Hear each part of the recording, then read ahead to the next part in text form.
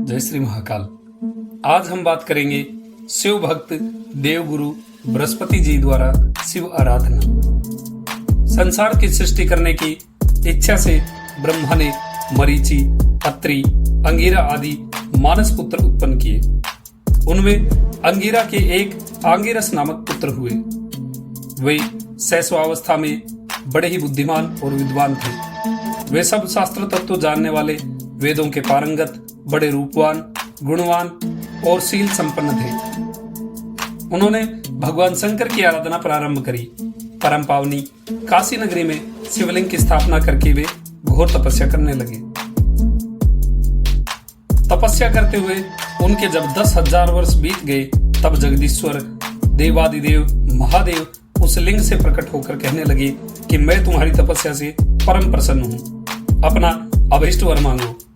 अपने सामने उत्कृष्ट तेजों में जटाजूटधारी परम कल्याणकारी भगवान शिव की मूर्ति देखकर वे प्रसन्न वदन से स्तुति करने लगे कि हे देव, हे जगन्नाथ, आप त्रिगुणातीत, जरा मरण से रहित, त्रिजगन में भक्तों के उद्धार करने वाले और शरणागत वत्सल हैं।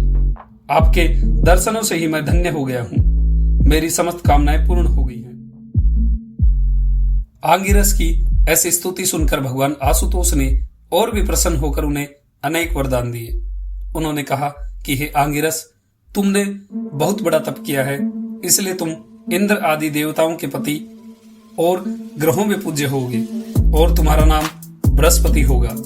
तुम बड़े वक्ता और विद्वान हो, इसलिए तुम्हारा नाम वाचस्पति भी होगा। जो प्राणी तुम्हारे द्वारा स्थापित इस शिवलिंग की आराधना करेगा और तुम्हारे द्वारा की गई स्तुति का पाठ करेगा, उसे मनोवांछित फल मिलेगा और ग्रहजन्य कोई भी बाधा उसे पीड़ित नहीं करेगी। इस प्रकार अनेक वरदान देकर भगवान शंकर ने ब्रह्मा, इंद्र आदि सभी देवताओं को बुलाया और ब्रह्मा जी से कहा कि बृहस्पति जी को सभी देवों का आचार्य बना दो। ब्रह्मा जी ने उसी समय बृहस्पति का देवाचार्य पद पर अभिषेक कर दिया। उस समय देवताओं की दुदुम्बियां बजने लगी।